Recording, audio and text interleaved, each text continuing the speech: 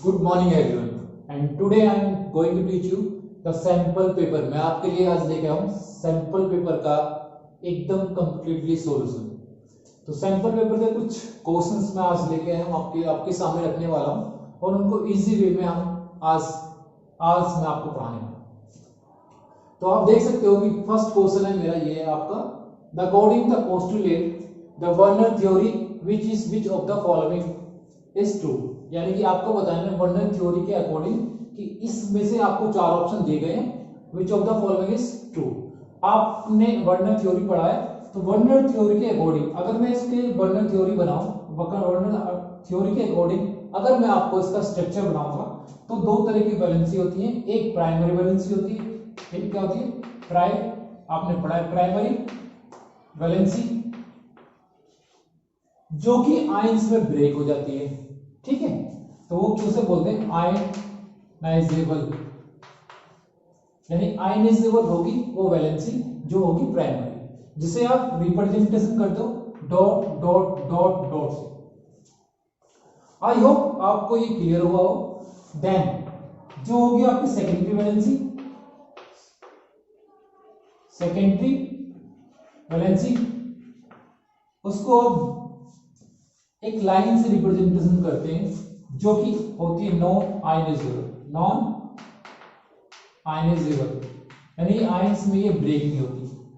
यानी कि वर्नर ने बताया कि दो टाइप की वैलेंसी होगी, एक primary valency, second is secondary valency. जो प्राइमरी वैलेंसी होगी वो आयनाइजेबल होगी, जो सेकेंडरी होगी वो नॉन आयनाइजेबल वैलेंसी होगी। तो मैंने आपको अब आपको ये देखना है, इसमें आंसर आपको देखना है कौन सा है कि प्राइमरी वैलेंसी इज आयनाइजेबल, यानी आयनाइजेबल आयन में ब्रेक होती है। तो ऑप्शन ये आपका क्या है, करेक्ट है। और आप देख सकते हो, मान लीजिएगा मुझे इसका स्ट्रक्चर बनाना है प्राइमरी वैलेंसी और सेकेंडरी वैलेंसी। अब कोऑर्डिनेट्स नंबर में 6 में बनाना है। मान लीजिएगा कि CO है कि जो सेकेंडरी वैलेंसी है ये आपकी सेकेंडरी वैलेंसी है, इसको डॉट लाइन, इसे मैं एक लाइन से रिप्रेजेंटेशन करूंगा। तो ये आपका क्या है NH3, ये आपका क्या है NH3 और ये आपका NH3 और ये आपका NH3। यानी कि जिसको मैं लाइन से रिप्रेजेंटेशन करता हूं वो है आपके पास सेकेंडरी वैलेंसी और ये भी आपके पास क्या है सेकेंडरी वैलेंसी। अगर आपको क्या करना है, ये आपको प्राइमरी वैलेंसी के बारे में बनाना, तो इसे आप रिप्रेजेंटेशन करोगे डॉट लाइन से, यानी कि डैश डैश डैश। ये डॉट लाइन आपका, आपने Cl लिया, Cl लिया, आपने Cl लिया। तो जो होगा आपका प्राइमरी वैलेंसी आयनाइजेबल होगी, जो आयंस में आपकी ब्रेक हो जाएगी। जो सेकेंडरी वैलेंसी होगी वो नॉन आयनाइजेबल होगी, यानी कि आपके उसमें आयंस में ब्रेक नहीं होगी। ठीक है, तो फर्स्ट का आंसर ये हो जाता है। देन आगे प्रोसीड करते हैं। इसमें पूछा गया है कि IUPAC of the following compound, यानी अब आपको इसका नाम बताना है आईयूपीएसी। अब कंपाउंड्स को देखें एक बार। फर्स्ट ऑफ ऑल कंपाउंड्स 1 2 3 4 5, यानी कि कोई 5 कार्बन कंटेनिंग आपके पास चेन है। अब आपको देखना सेकंड पे क्लोरो है और इस साइड से अगर मैं काउंट करूंगा तो यहाँ पे अल्कोहल है। तो अब आपको देखना है कि प्रेफरेंस में कौन जीतता है, तो प्रेफरेंस में जीतता है अल्कोहल। अब अल्कोहल इसको मैं सफिक्स में बनाऊंगा, आपने पढ़ा है क्योंकि ये ग्रेडेशन में आगे आता है। इसे मैं किसे बनाऊंगा, प्रीफिक्स में बनाऊंगा। तो नाम इसका इजीली हो जाता है 2 पे।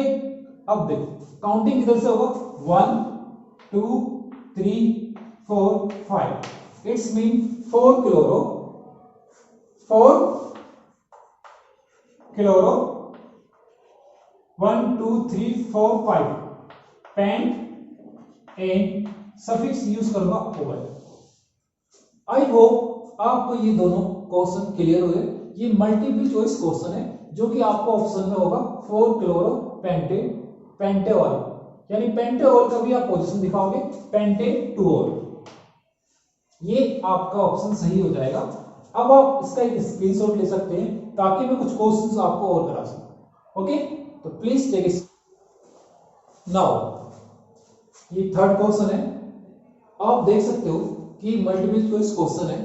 आप में से बताना which of the following is more acidic, यानी अगर आपको एसिडिक स्ट्रेंथ बताना है इन सब का तो इसके लिए आपको देखना पड़ता है ऑक्सीडेशन स्टेट, यानी इसमें से अगर मैं Cl को मान लूं कॉमन तो Cl की आप ऑक्सीडेशन स्टेट देखो, ऑक्सीडेशन स्टेट से आप बता सकते हो कि जो एसिडिक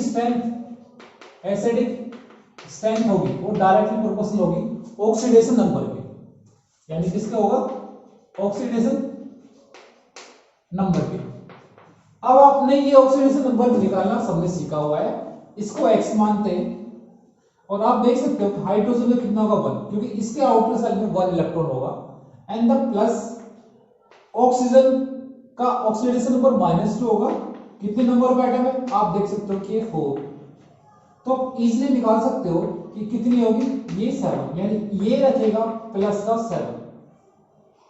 तो सिमिलरिटी आप ये निकाल सकते हो कि इसका ऑक्सीडेशन नंबर मान लीजिएगा ये x है, तो ये +1, आप देखिएगा प्लस एंड -2 कितने एटम है, 2 बराबर 0, तो आपने देखा ये आपका कितना आया, 3।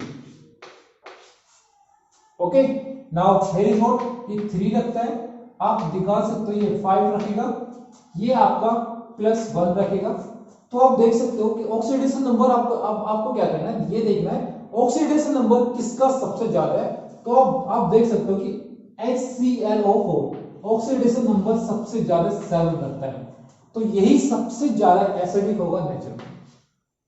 ओके, तो इसी के सिमिलरिटी क्वेश्चन आता है आपको, यानी आपसे पूछ ले which of the following is least acidic in nature, तो आप बताओगे कि जिसके ऑक्सीडेशन नंबर सबसे कम होगी वो सबसे लीस्ट होगा।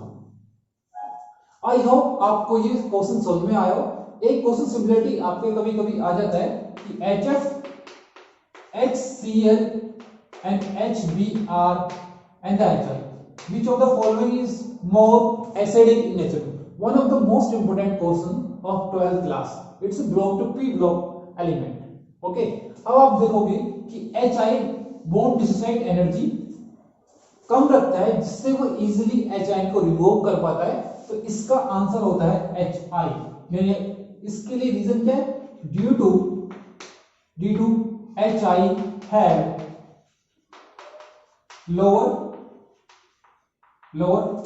बॉन्ड डिसोसिएट एनर्जी, यानी इसका जो एनर्जी होगा वो काफी कम होगा, बॉन्ड डिसोसिएट एनर्जी। अब आपसे ये क्वेश्चन उठ सकता है कि what is mean of bond dissociate energy, यानी कि एक बॉन्ड को तोड़ने के लिए जितनी एनर्जी की रिक्वायरमेंट है वही आपकी बॉन्ड डिसोसिएट एनर्जी है।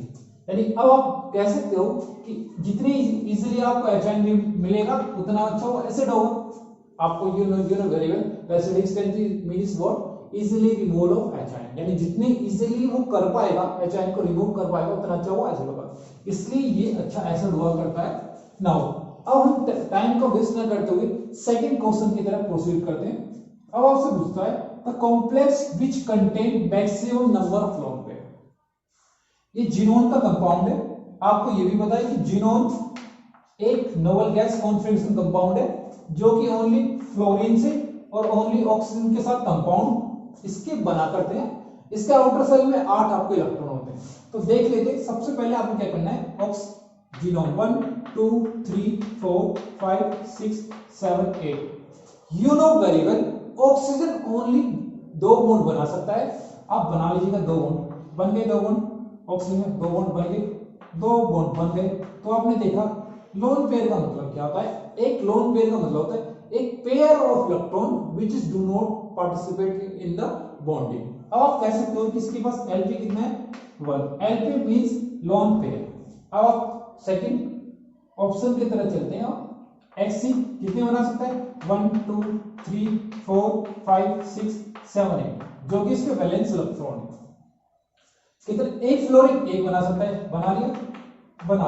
अब लोन पे काम करो, 1 2 3, यानी ये वाला जो ऑप्शन है उसके पास लोन पेयर कितने, 3।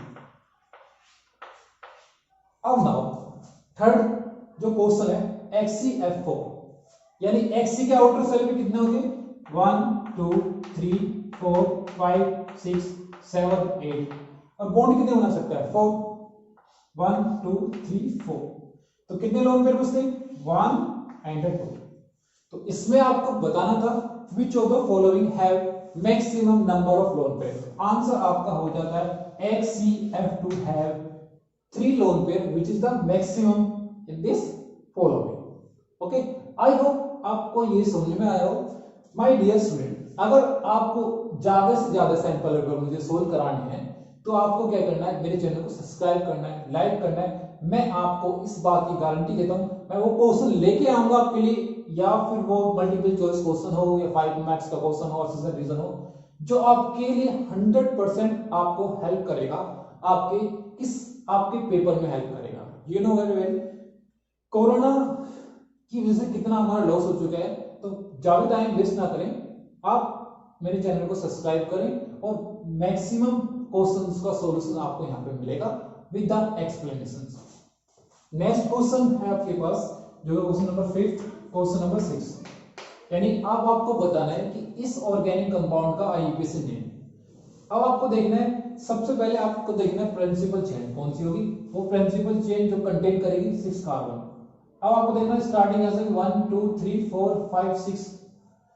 तो अगर आप कभी भी काउंटिंग करें तो काउंटिंग करना कि डबल बॉन्ड आपका पूरा है, यानी डबल बॉन्ड कहां से होगी, स्टार्टिंग होगी 1 2 3 4 5 6। ओके, नाउ अब उसका मुझे नाम लिखना है इस ऑर्गेनिक कंपाउंड का, जो कि बहुत इजी है। सबसे पहले आप लगाओ कि 1 पे आपका क्या है, एक क्लोरो कंपाउंड है, एक आपका ब्रोमो है। तो अब अल्फाबेटिकली देखो कि ब्रोमो पहले आता है या क्लोरो पहले आता है, तो पहले आता है ब्रोमो। पोजीशन दो 3 bromo, now 1 chloro, 3 bromo 1 chloro. अब आपको यह यूज क्या करना है, साइक्लो यूज करना है, क्योंकि ये आपका क्लोज कंपाउंड है। साइक्लो हेक्स इन किसके लिए आया, ये आया आपके लिए डबल बॉन्ड के लिए, जो कि आपका क्या है, एक प्रीफिक्स है।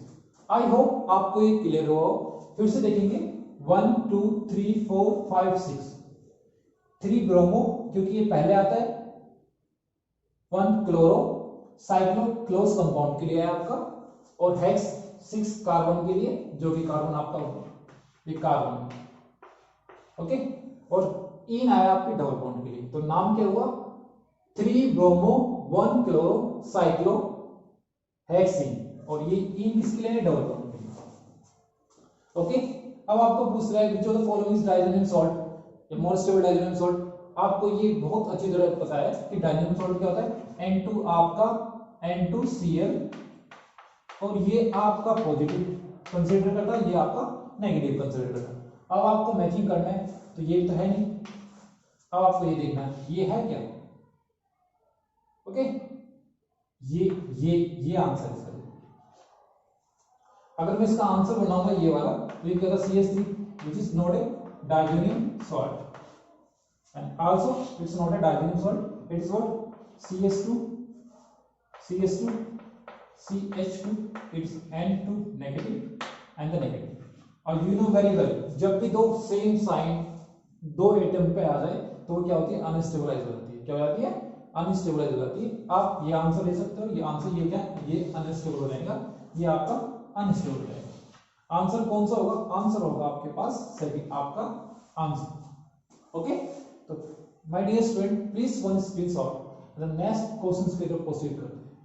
Okay, please take one question है जिसको मैं आपको सोल्व कराने वाला हूं। अब आपको देखना है, आपको बताना है which of the following is more acidic in nature में। You know very well that acidic strength is directly proportional to minus I effect and inversely proportional to plus I effect। जिसको I effect में दिक्कत आती है वो मेरे previous lecture देख सकता है, मैंने ही डाला हुआ है। अब आपको ये देखना है, अब आपको सबसे पहले देखना है सबसे ज्यादा माइनस आई इंडक्टिव इफेक्ट कौन लगाएगा। तो आप देख सकते हो कि फ्लोरीन सबसे ज्यादा इंडक्टिव इफेक्ट लगाने वाला माइनस है। अब अकॉर्डिंग टू थ्योरी आपका ये मोर एसिडिक होना चाहिए, बट अगर आपने ये लगाया तो ऑप्शन हो जाता है आपका गलत। बिकॉज क्यों, क्योंकि ये इसके साथ हाइड्रोजन बॉन्ड फॉर्मेशन करता है, हाइड्रोजन बॉन्ड फॉर्मेशन करेगा, जिससे क्या होगा वो इजीली एच आयन को रिमूव नहीं कर पाएगा। तो ये ऑप्शन हो जाता है आपका गलत। अब इसके बाद देखते हैं कि इससे ज्यादा इससे कम कौन आपका माइनस आई इफेक्ट लगाएगा। तो हम जानते हैं कि इससे कम सबसे कम इससे कम लगाएगा आपका क्लोरीन। तो आपका आंसर क्लोरीन इस हो जाता है आपका सी। अगर आपको माइनस आई का ग्रेडेशन क्या होगा, वो आई होगा, आई के बाद में क्या होगा आपके पास ब्रोमीन, ब्रोमीन के बाद में क्या होगा क्लोरीन, एंड क्लोरीन के बाद में क्या होगा आपका फ्लोरीन। यानी इसके साथ तो हाइड्रोजन बॉन्डिंग का केस आया जिससे वो इजीली एच आयन को जाने नहीं देगा, बट नेक्स्ट के पास क्या है हाइड्रोजन बॉन्डिंग का ऐसा कुछ केस नहीं है। तो ये ऑप्शन हो जाता है आपका बिल्कुल सही। तो ये आपका बिल्कुल राइट आंसर है। नाउ अगले क्वेश्चन की तरफ प्रोसीड करते हैं। You know very well the amine is ortho para directive. अब ऑर्थो पैरा डायरेक्टिव यहां भी जा सकता है, यहां भी नेगेटिव, यहां भी नेगेटिव है, तो ये तीनों के पास जा सकता है, तो तीनों प्लेस को ऑक्युपाई कर सकता है। तो कंपाउंड आपका क्या बनेगा, कंपाउंड आपका बनेगा Br and the Br and the Br। Okay, now next question आपको सिंपल पता है, ये आपका नाइट्रोजन ऑफ बेंजीन है। तो नाइट्रोजन ऑफ बेंजीन किसी भी जगह जाके एक NO2 ग्रुप आपका अटैचमेंट होना है। तो आंसर क्या होगा, आपका आंसर होगा फिर से कहीं जाए क्या होगा NO2। ओके, आई होप आपको ये लेक्चर पसंद आया हो।